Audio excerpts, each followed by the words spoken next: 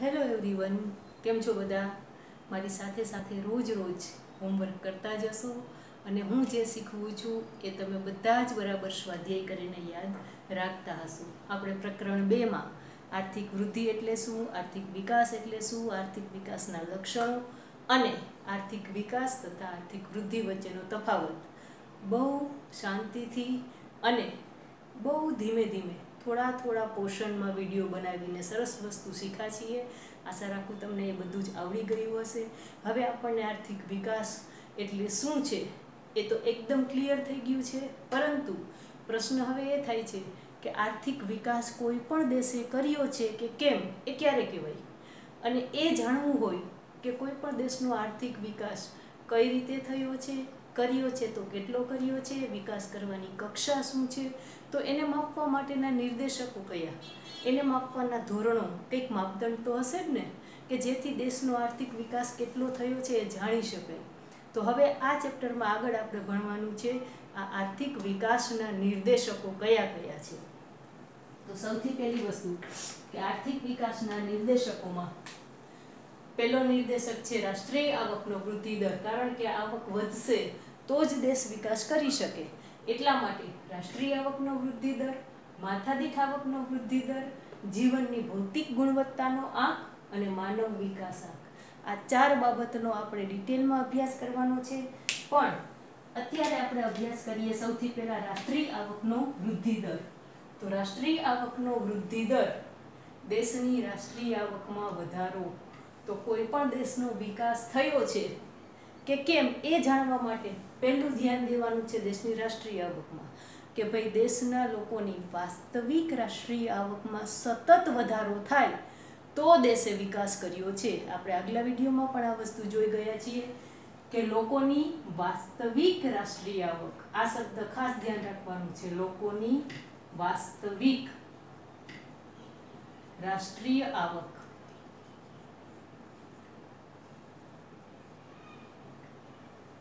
માં સતત વધારો, લાંબા ગાળાનો વધારો, સતત વધારો થાય તો તે દેશે વિકાસ કર્યો છે એમ કહેવાય. તો રાષ્ટ્રીય આવકનો વધારો વિકાસના દર સાથે સીધો જોડાયેલો છે. તો દેશની રાષ્ટ્રીય આવકમાં વધારો કેટલો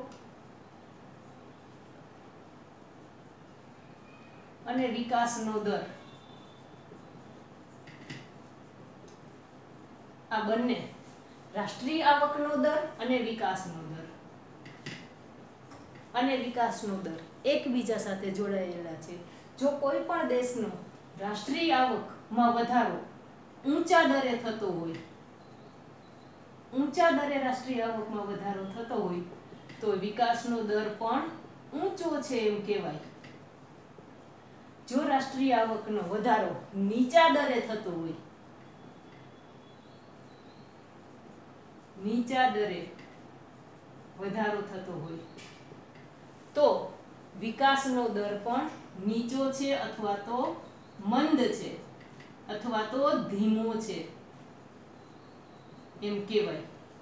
પણ કોઈ દેશની રાષ્ટ્રીય આવકમાં કોઈ વર્ષ દરમિયાન વધારો કે ઘટાડો કાંઈ ન થાય તો એને સ્થગિત અવસ્થા કહેવાય. તો કોઈ દેશની રાષ્ટ્રીય આવક સ્થગિત હોય, જેમાં કોઈ પણ પ્રકારનો વધારો કે ઘટાડો નથી થયો, તો ત્યાં વિકાસનો દર પણ સ્થગિત અવસ્થામાં છે એમ કહેવાય.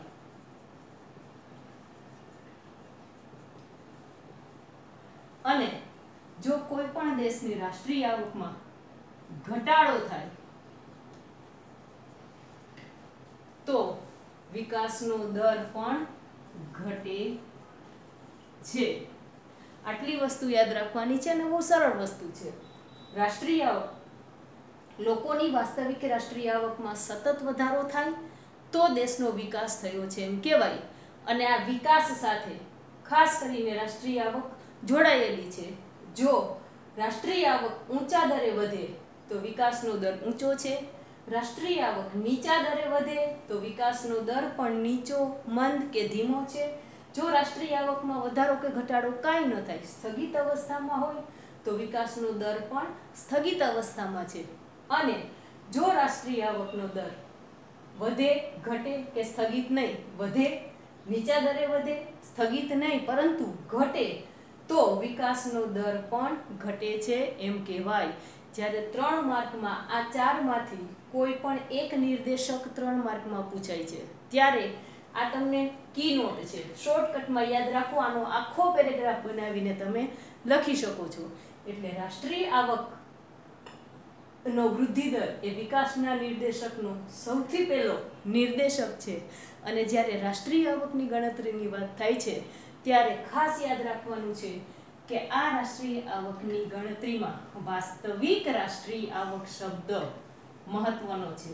વાસ્તવિક રાષ્ટ્રીય આવક, વિકાસની વાત આવે ત્યારે વાસ્તવિક રાષ્ટ્રીય આવક જોવાની છે, નાણાકીય રાષ્ટ્રીય આવક જોવાની નથી.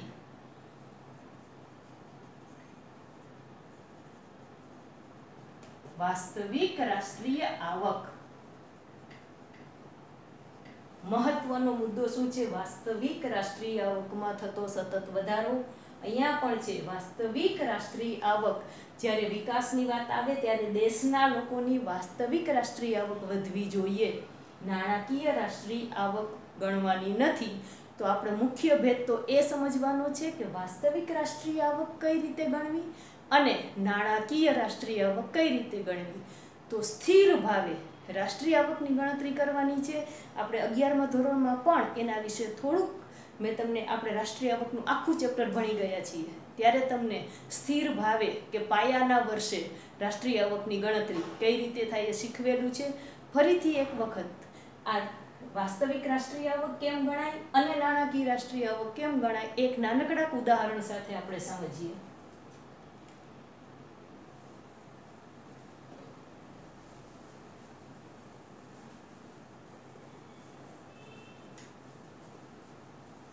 આ કન્સેપ્ટ ક્લિયર હોવો જોઈએ એક અર્થશાસ્ત્રના વિદ્યાર્થી તરીકે કે ભાઈ રાષ્ટ્રીય આવકની ગણતરી કઈ રીતે થાય છે, વાસ્તવિક રાષ્ટ્રીય આવક કઈ રીતે ગણાય અને નાણાકીય રાષ્ટ્રીય આવક કઈ રીતે ગણાય.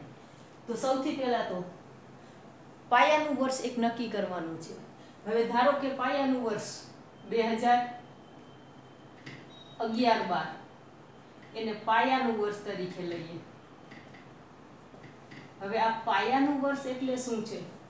તો કે પાયાનું વર્ષ છે એ એવું વર્ષ એક નક્કી કરવામાં આવે છે કે જે વર્ષ દરમિયાન ભાવમાં બહુ મોટી ઉથલપાથલ ન થઈ હોય, વર્ષ દરમિયાન સરેરાશ ભાવ એકંદરે એક સરખા રહ્યા હોય એવા વર્ષને પાયાના વર્ષ તરીકે નક્કી કરવામાં આવે છે.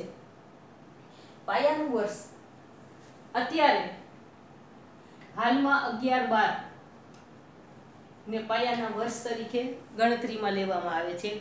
પરંતુ એવી એક માગણી છે કે 2019-20 જેને પાયાના વર્ષ તરીકે ગણવું,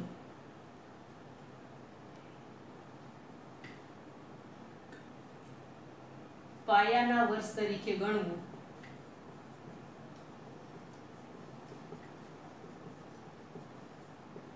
એવી દરખાસ્ત છે. અને આપણે 11મા ધોરણના ટેક્સ્ટ બુક મુજબ જોઈએ તો પાયાનું વર્ષ 1999-2000 ને ગણવામાં આવતું. આના પહેલાના વખતમાં 1999-2000 ને પાયાના વર્ષ તરીકે ગણવામાં આવતું. ત્યાર પછી હાલની પરિસ્થિતિની વાત કરીએ તો 11-12 ને પાયાના વર્ષ તરીકે ગણતરીમાં લેવામાં આવે છે. આપણે જ્યારે વાસ્તવિક રાષ્ટ્રીય આવક જોવાની છે ત્યારે આ પાયાનું વર્ષ બહુ મહત્વનું છે અને આવી એક માગણી છે. પરંતુ હવે તો આ કોરોનાના સમયમાં ઘણી બધી ઉથલપાથલ થઈ છે એટલે આ તો માત્ર તમને સમજાવવા માટે કે આ પાયાનું વર્ષ કઈ રીતે ગણવામાં આવે છે. તો સૌથી પહેલા તો એ જોવાનું છે વાસ્તવિક રાષ્ટ્રીય આવક અને નાણાકીય રાષ્ટ્રીય આવક જોવા માટે. ધારો કે આપણે 2011-12 નું વર્ષ પાયાનું વર્ષ ગણીએ છીએ. રાષ્ટ્રીય આવકની ગણતરી આપણે 11માં જોઈ ગયા છીએ. 3 રીતે કરવામાં આવે: ઉત્પાદનની રીતે, આવકની રીતે અને ખર્ચની રીતે. ઉત્પાદનની રીતે જ્યારે રાષ્ટ્રીય આવક ગણીએ છીએ ત્યારે દેશમાં થયેલા કુલ ઉત્પાદનને બજાર ભાવ વડે ગુણવાનું છે અને બજાર ભાવ વડે ગુણતા જે રકમ આવે છે એ દેશની રાષ્ટ્રીય આવક છે. હવે અહીંયા આપણે રાષ્ટ્રીય આવક જોવી હોય તો મારે એક નાનકડું જ ઉદાહરણ લેવું પડે એ શીખવવા માટે. તો 2011-12 જેને આપણે પાયાનું વર્ષ તરીકે લઈએ છીએ, તો એ સમયે 2011-12માં ધારો કે એક પેન, પેન્સિલ અને બુક, તો એની કિંમત 11-12માં ધારો કે પેનની કિંમત 5 રૂપિયા હતી, પેન્સિલની કિંમત 2 રૂપિયા હતી અને બુકની કિંમત 50 રૂપિયા હતી. આ 11-12ના વર્ષને આપણે પાયાનું વર્ષ લીધું છે, બરાબર. હવે આપણે ગણતરી કરવાની છે નાણાકીય આવક અને વાસ્તવિક આવકમાં ફેર શું છે. આ હવે હાલની વાત કરીએ 2019-20માં, અને એમાં પણ આપણે વાત કરીએ પેન, આ પાયાનું વર્ષ છે ત્યારની વાત છે. હવે આ 19-20ની વાત છે, બરાબર. એટલે આ મારે સમજાવ્યું હતું ત્યારની વાત છે અહીંયા હાલમાં, પરંતુ આ 19-20 એ પાયાના વર્ષ તરીકે હાલમાં ગણતરીમાં લેવામાં આવે છે, એટલે અહીંયા હાલમાં છે. હવે અત્યારની વાત કરીએ છીએ 19 અને 20, આ 11-12 પાયાનું વર્ષ છે. પેનની કિંમત ધારો કે અત્યારે કેટલી, 10 રૂપિયા. પેન્સિલની કિંમત અત્યારે કેટલી, 5 રૂપિયા. બુકની કિંમત અત્યારે કેટલી, 100 રૂપિયા. 11-12માં એની કિંમત 5 રૂપિયા, 2 રૂપિયા, 50 રૂપિયા છે.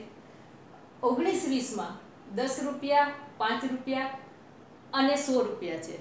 હવે એનું ઉત્પાદનની વાત કરીએ તો હાલમાં પેનનું ઉત્પાદન કેટલું છે, તો કે અર્થતંત્રમાં કુલ પેનનું કેટલું ઉત્પાદન થાય છે એ જોવાનું છે. ધારો કે આખા અર્થતંત્રમાં 3 જ વસ્તુનું ઉત્પાદન થાય છે.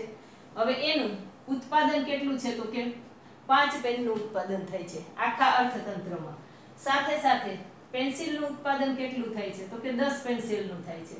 અને બુક કેટલી બને છે, તો ધારો કે 4 બુક બને છે. તો હવે કુલ ઉત્પાદન એને બજાર ભાવે ગુણવાનું છે. તો શું મળશે, 10 પેન એની કિંમત, 10 પેનની કિંમત છે 10 રૂપિયા કિંમત છે, અને કુલ ઉત્પાદન નંગ ઉત્પાદન કેટલું છે, 5 પેનનું છે. એટલે રાષ્ટ્રીય આવક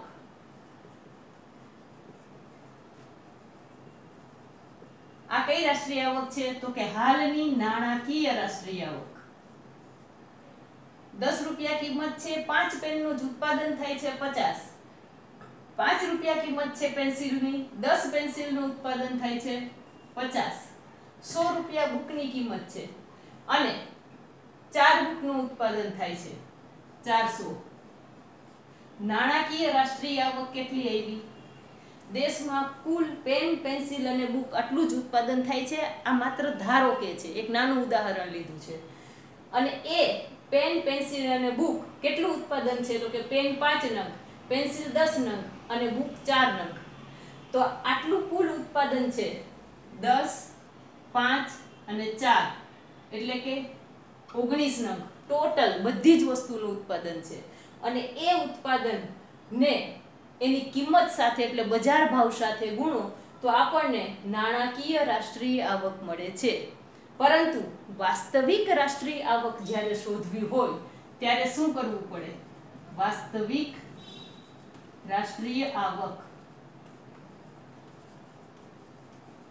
જો વાસ્તવિક રાષ્ટ્રીય આવક શોધવી હોય તો પાયાનું જે વર્ષ ગણતરીમાં લીધું છે અને એ સમયે જે ભાવ છે એને ઉત્પાદન સાથે ગુણવાનો છે. હવે પાયાનું વર્ષ આપણે કયું લીધું છે, 2011-12, અને 2011-12 પેનની કિંમત શું છે, 5 રૂપિયા. તો આ પેનની કિંમત 5 રૂપિયા છે અને ઉત્પાદન કેટલું થાય છે, 5 નંગનું. અત્યારે ઉત્પાદન કેટલું છે, 5 નંગનું. કિંમત આ લેવાની છે. તો 25 એટલે કે વાસ્તવિક રાષ્ટ્રીય આવક 25 રૂપિયા થાય છે. નાણાકીય રાષ્ટ્રીય આવક તો 50 છે પણ વાસ્તવિક મળે છે 25.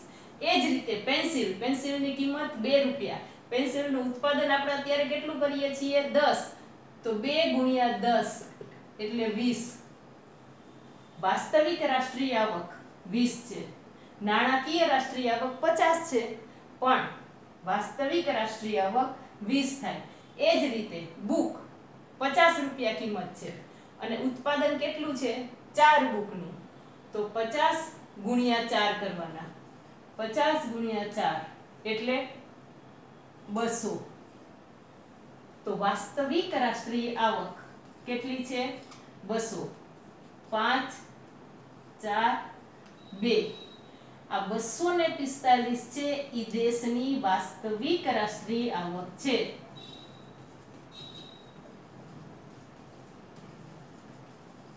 અને આ 500 છે એ દેશની નાણાકીય રાષ્ટ્રીય આવક છે. ભેદ શું છે? 2011-12 થી શરૂ કરીને 2019-20 કુલ ઉત્પાદનમાં કઈ ફેર પડ્યો? 19 રંગનું કુલ ઉત્પાદન છે. અહીંયા પણ કુલ ઉત્પાદન તો એટલું જ છે એ સમયમાં. એટલે કુલ ઉત્પાદન એ સમયમાં જેટલું થયું છે એટલું જ અત્યારે રહ્યું છે. છતાં પણ દેખીતી રીતે જ્યારે આપણે નાણાકીય રાષ્ટ્રીય આવકની ગણતરી બજાર ભાવે ગુણીને કરીએ ત્યારે દેખીતી રીતે આપણને લાગે કે રાષ્ટ્રીય આવક 500 રૂપિયા જેટલી છે. હકીકતે આ 500 રૂપિયા છે એ માત્ર ને માત્ર ભાવ વધારો બતાવે છે. અને જ્યારે ભાવ વધારાથી રાષ્ટ્રીય આવક વધે છે ત્યારે લોકોનું જીવન ધોરણ ઊંચું નથી આવતું, કારણ કે ગરીબ માણસ ઊંચી કિંમતે વસ્તુ ખરીદી શકતા નથી. રાષ્ટ્રીય આવકનો વધારો ઉત્પાદનના વધારાથી થયેલો હોય તો દેશે વિકાસ કર્યો છે એમ કહેવાય. ઉત્પાદનના સાધનો અને એની ગુણવત્તા, એની કાર્યક્ષમતા આપણે આગળ ભણી જ ગયા છીએ, એમાં વધારો થયો હોય અને રાષ્ટ્રીય આવકમાં વધારો થાય તો દેશે વિકાસ કર્યો છે એમ કહેવાય. પરંતુ જો આ જ રીતે જોઈએ તો આપણને તો એવું લાગે કે ઓહો, દેશની રાષ્ટ્રીય આવકમાં કેટલો બધો વધારો થઈ ગયો છે. પરંતુ માત્ર ભાવ વધારાથી આપણને એને કુલ ઉત્પાદનને બજાર ભાવે ગુણીએ છીએ એટલે નાણાકીય રાષ્ટ્રીય આવકમાં વધારો થાય છે, પરંતુ ભાવ વધારાથી લોકોની ખરીદ શક્તિ ઘટી જાય છે. એટલે વાસ્તવિક રાષ્ટ્રીય આવક ગણવા માટે ખાસ યાદ રાખવાનું છે, એક પાયાના વર્ષને યાદ રાખવાનું છે. પાયાના વર્ષમાં જે કિંમત હોય છે વસ્તુની, એ કિંમતને આજના ઉત્પાદન સાથે ગુણવાની હોય છે અને આજના ઉત્પાદનને એ કિંમતે ગુણીને જે મળે છે એને વાસ્તવિક રાષ્ટ્રીય આવક કહેવામાં આવે છે. એટલે માત્ર આવકનો વધારો થાય તો લોકોનું જીવન ધોરણ ઊંચું આવી જતું નથી, કારણ કે આ રાષ્ટ્રીય આવક વધે છે. દર વર્ષે દેશની રાષ્ટ્રીય આવક વધે જ છે. આપણે આર્થિક વૃદ્ધિના ચેપ્ટરમાં આર્થિક વૃદ્ધિ જ્યારે સમજતા હતા ત્યારે મેં કીધું હતું કે દર વર્ષે માત્ર રાષ્ટ્રીય આવકમાં વધારો થાય તો દેશનો વિકાસ થયો છે એમ કહેવાય નહીં, કારણ કે રાષ્ટ્રીય આવક તો ભાવ વધારાથી પણ વધતી હોય. હકીકતે ઉત્પાદનમાં વધારો થવો જોઈએ, અને ઉત્પાદનમાં કઈ રીતે વધારો થવો જોઈએ? તો કાર્યક્ષમતાપૂર્વક ઉત્પાદનના સાધનોનો ઉપયોગ થયો હોય, એની ગુણવત્તા, એમાં નવી ટેકનોલોજી આવી હોય, સમય, ખર્ચ, શક્તિ આ બધાનો બચાવ થયો હોય અને વધારો થયો હોય તો દેશનો વિકાસ થયો છે એમ કહેવાય. એટલે આ ભેદ ખાસ યાદ રાખવાનો છે. વાસ્તવિક રાષ્ટ્રીય આવક કેમ ગણવામાં આવે અને નાણાકીય રાષ્ટ્રીય આવક કેમ ગણવામાં આવે. આ તમને અત્યારે કોઈ આવી ગણતરી કે એવું કંઈ પૂછવાનું નથી, પરંતુ જ્યારે આપણે ચેપ્ટરની શરૂઆત કરી ત્યારે જ રાષ્ટ્રીય આવકનો વૃદ્ધિ દર વધે અને એવું કીધું ત્યારે વાસ્તવિક રાષ્ટ્રીય આવક વધે.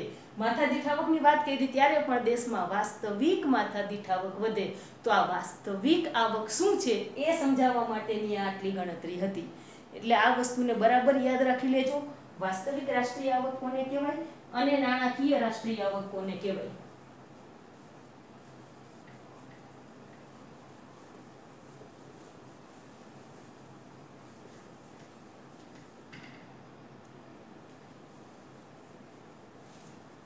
હવે આપણે આમાં જ આગળ આપેલું એક કોષ્ટકને સમજવાનું છે અને પછી રાષ્ટ્રીય આવકના વૃદ્ધિ દરની મર્યાદા શું છે એ સમજવાની છે. પરંતુ એ સમજતા પહેલા એક કોષ્ટકની સમજૂતી કરી લઈએ. કોષ્ટકમાં રજૂઆત કરી છે જેથી કરીને આપણે બે દેશની તુલના કરી શકીએ. કોષ્ટક આપેલું છે દેશ અને એની સામે આપેલું છે રાષ્ટ્રીય આવકનો વાર્ષિક ટકાવારી વૃદ્ધિ દર.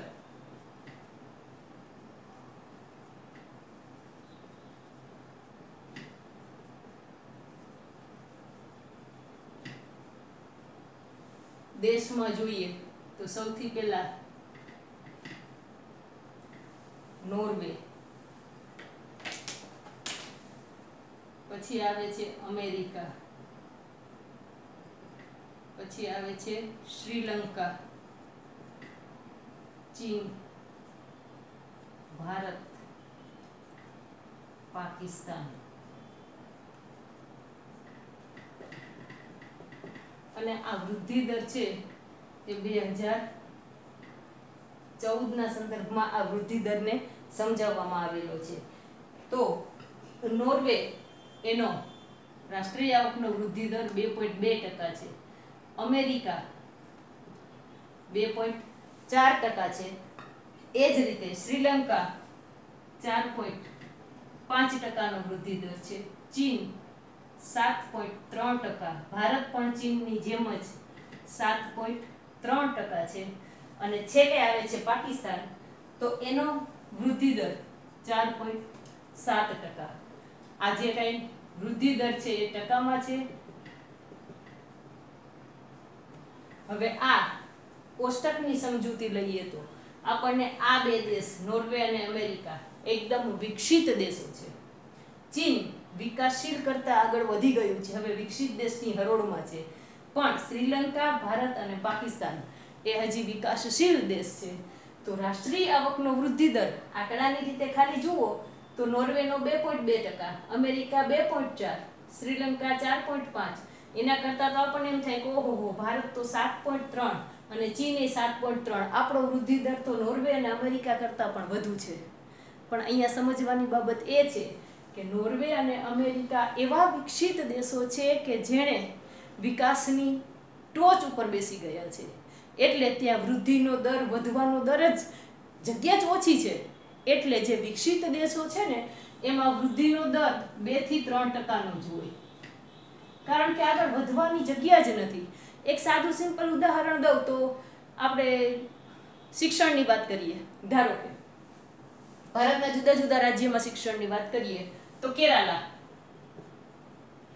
કેરળમાં શું છે શિક્ષણનો દર? 92% લોકો શિક્ષિત છે લગભગ. ગુજરાતની વાત કરીએ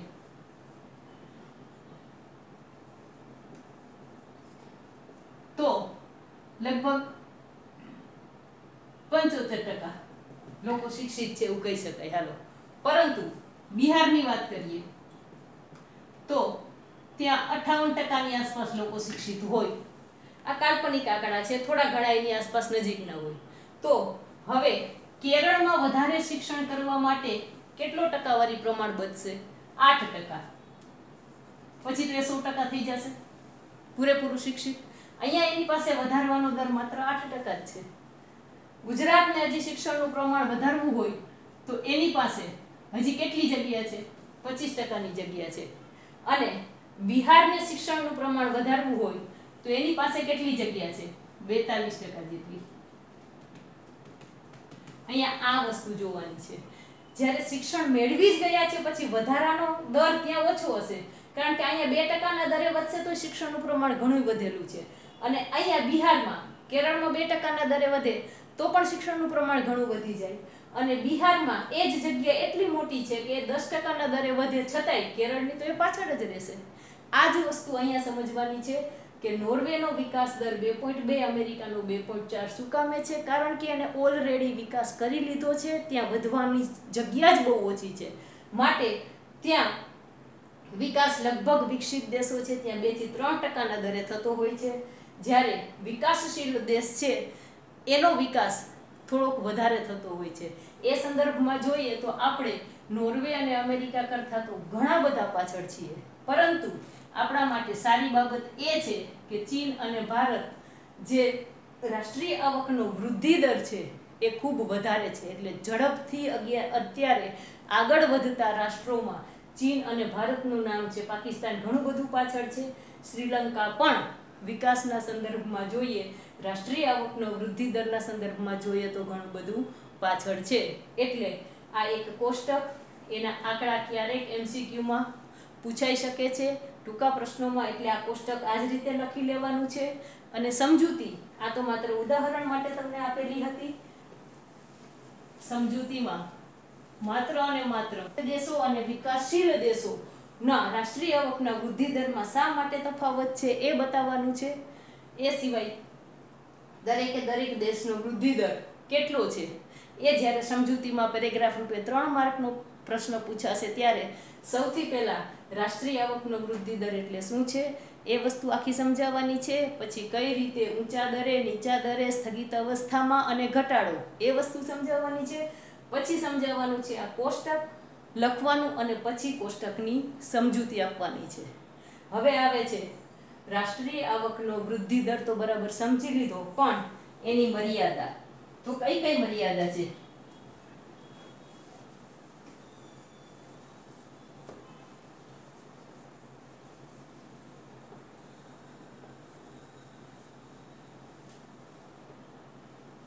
પહેલો નિર્દેશક છે વિકાસના નિર્દેશકોમાં રાષ્ટ્રીય આવકનો વૃદ્ધિ દર.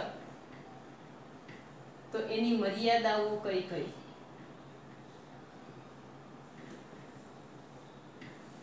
એ મર્યાદાઓ સમજવા માટે સૌથી પહેલી વસ્તુ જોવાની છે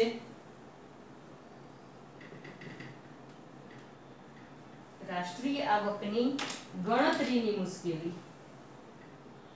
પહેલી મર્યાદા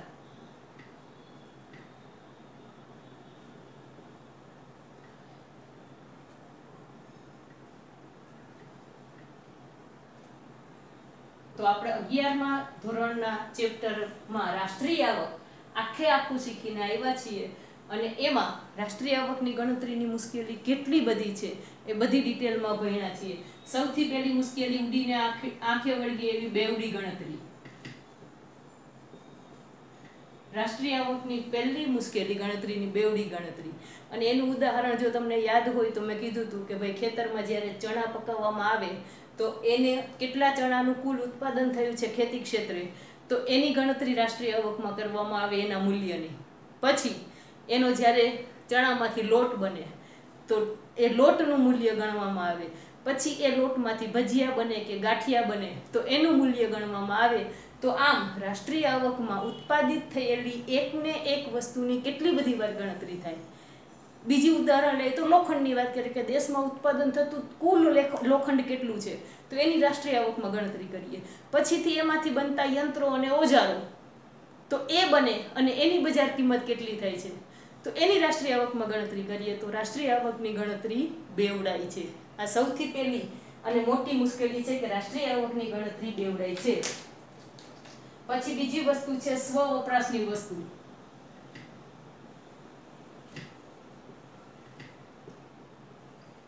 આ પણ આપણે 11મા ધોરણમાં જોયું કે ખેતી ક્ષેત્રે ખેડૂત ખુદ ઉત્પાદન કરી અને જે ઘઉં, ચોખા, બાજરી, અનાજ કે કોઈ પણ વસ્તુ પોતાના ઘર વપરાશ માટે રાખી લેશે તો એને રાષ્ટ્રીય આવકમાં ગણવાનું નથી.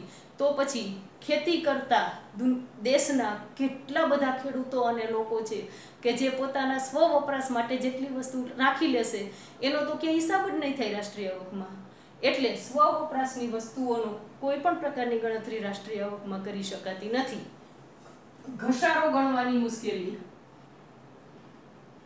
ત્યાર પછી હતું કાળું નાણું એટલે કે ગેરકાયદેસર નાણું કે જેની ગણતરી ક્યાંય થતી જ નથી, જેને ગેરકાયદેસર નાણું. પછી કર ટાળો, કર ચોરી, આ બધી જ વસ્તુ છે. કોઈને કોઈ રીતે કરવેરો ઓછો ભરવો પડે એવા કંઈક ને કંઈક નુકસાઓ કાઢતા રહેતા હોય છે. એ કર ટાળો છે. પછી કર ચોરી, કરવેરો ન ભરવો, ક્યાંક ને ક્યાંક આવક કોઈક ને કોઈક રીતે ખોટી બતાવી, ઓછી બતાવી, આ બધી વસ્તુ. એક કરતા હજી એક વસ્તુ, વધુ વ્યવસાય સાથે જોડાયેલા લોકો.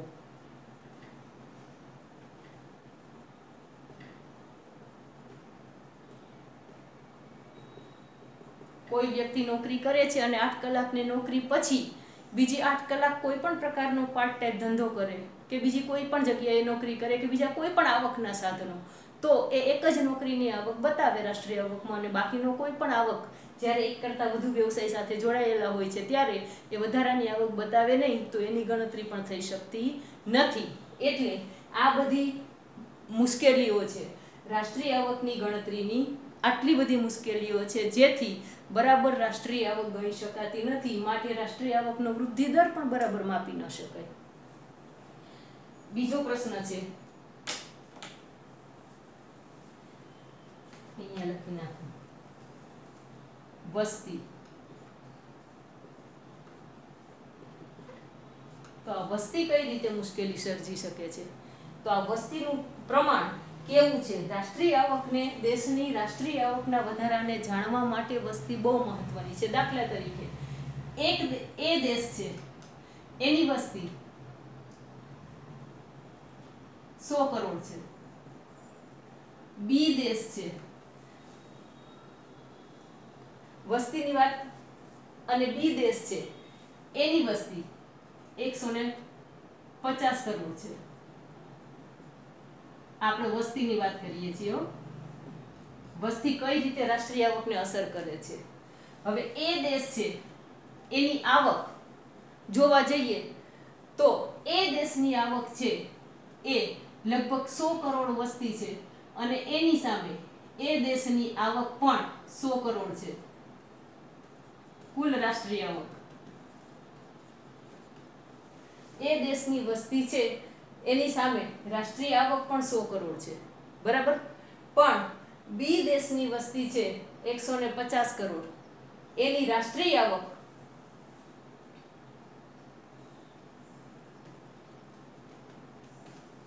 600 કરોડ કરો. રાષ્ટ્રીય આવક દાખલા તરીકે એની 600 કરોડ છે. તો હવે દેશની રાષ્ટ્રીય આવકમાં ગમે એટલો વધારો થયો હોય, એ દેશની રાષ્ટ્રીય આવક 100 કરોડ છે, બી દેશની રાષ્ટ્રીય આવક 600 કરોડ છે, તો રાષ્ટ્રીય આવક દેખીતી રીતે એવું લાગે કે એ દેશ કરતા બી દેશની રાષ્ટ્રીય આવક ખૂબ વધુ છે.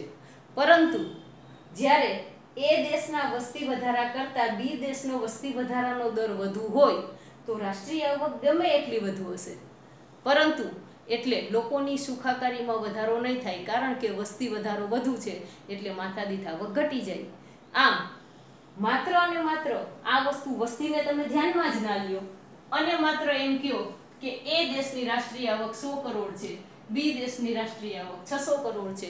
દેખીતી રીતે આપણને લાગે કે ઓહો 600 કરોડ વાળો દેશ છે એ બહુ વિકસિત દેશ છે, કારણ કે એણે ખૂબ વિકાસ કરી લીધો છે. પરંતુ આ વસ્તીનું ફેક્ટર બહુ મોટું છે. એ દેશમાં વસ્તી વધારાનો દર ઓછો હોય અને બી દેશમાં વસ્તી વધારાનો દર વધુ હોય તો દેખીતી રીતે રાષ્ટ્રીય આવક વધુ હશે, છતાં પણ એ વિકાસ કર્યો છે એમ કહી શકાશે નહીં, કારણ કે ત્યાં વસ્તી વધારાનો દર વધુ હશે. આ વસ્તુ ખાસ ધ્યાન રાખવાની છે કે માત્ર રાષ્ટ્રીય આવક જોઈને કોઈ દેશે કેટલો વિકાસ કરેલો છે એમ નક્કી કરી શકાશે નહીં. એટલા માટે વસ્તી છે એ સૌથી મોટું પરિબળ છે રાષ્ટ્રીય આવકની દ્રષ્ટિએ જ્યારે વિકાસને માપીએ છીએ ત્યારે. ત્યાર પછી ત્રીજો મુદ્દો આવે છે રાષ્ટ્રીય આવકની ગણતરી.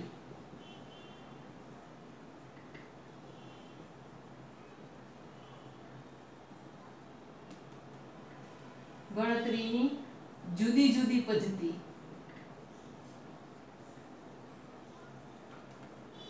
તો આપણે 11મા ધોરણમાં ભણી ગયા છીએ રાષ્ટ્રીય આવકની ગણતરીની 3 પદ્ધતિ. કઈ 3 રીતે આપણે 3 પાસાવાળો હીરો કહેવાય એ વસ્તુ પણ સમજી ગયા છીએ. કઈ 3 રીતે રાષ્ટ્રીય આવક ગણી શકાય છે? એક તો ઉત્પાદનની રીતે, બીજું ખર્ચની રીતે, અને ત્રીજું આવકની રીતે. તો દરેક દેશ આ 3 માંથી કોઈ પણ એક પદ્ધતિથી પોતાના દેશની રાષ્ટ્રીય આવક ગણતો હોય છે. તો આ 3 ઉત્પાદન, ખર્ચ અને આવક, આ 3 રીતમાં જુદી જુદી રીતે 3 માંથી એક પણ રીતે જુદો જુદો દેશ જ્યારે રાષ્ટ્રીય આવક ગણતો હોય ત્યારે થોડાક ફેરફારો તો દરેક રીતમાં પદ્ધતિ મુજબ આવતા જ હોય છે. અને જો જુદા જુદા દેશ જુદી જુદી રીતે રાષ્ટ્રીય આવકની ગણતરી કરે તો બરાબર તુલના થઈ શકે નહીં. જો એક જ પદ્ધતિથી બધા જ વિશ્વના દેશો રાષ્ટ્રીય આવકની ગણના કરે તો એની તુલના થઈ શકે. બધા દેશ જુદી જુદી પદ્ધતિથી પોતાના દેશની રાષ્ટ્રીય આવકની ગણતરી કરતા હોય છે, એટલે બધા દેશની રાષ્ટ્રીય આવકમાં વધારો ઘટાડો કે ગણવાની રીતે પણ ફેરફાર જોવા મળે. એટલે રાષ્ટ્રીય આવકનો વૃદ્ધિ દર જુદા જુદા દેશમાં જુદો જુદો જોવા મળે, કારણ કે એની ગણતરીની પદ્ધતિ જુદી છે. એટલે આ પણ એની એક મર્યાદા છે.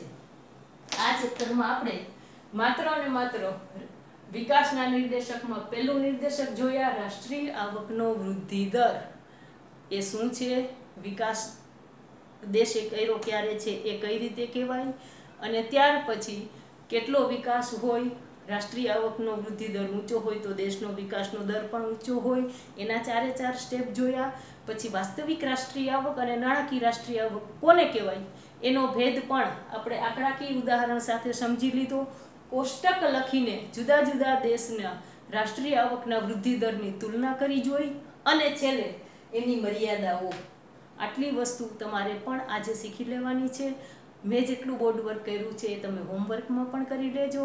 વાસ્તવિક રાષ્ટ્રીય આવક અને નાણાકીય રાષ્ટ્રીય આવક આ ભેદ સમજાવવા માટે મેં બોર્ડ વર્ક કર્યું હતું, એટલે એ વસ્તુ આપણા કોર્સમાં ન આવે, પરંતુ વાસ્તવિક રાષ્ટ્રીય આવક અને નાણાકીય શું છે એ આવે છે, એટલે એ ઉદાહરણ આખું સમજાવેલું છે. એટલે એક વખત તમે આ બધું જ લખી લેશો તો આ આખો કન્સેપ્ટ ક્લિયર થઈ જશે. આટલું આજના દિવસ માટે પૂરતું છે. આટલું હોમવર્ક કરી લેજો. હવે પછી આગળની વાત એટલે કે માથાદીઠ આવકનો વૃદ્ધિ દર હવે પછીના વિડીયોમાં જોશું. ત્યાં સુધી બસ હોમવર્ક કરો અને મજા મારો. નમસ્તે.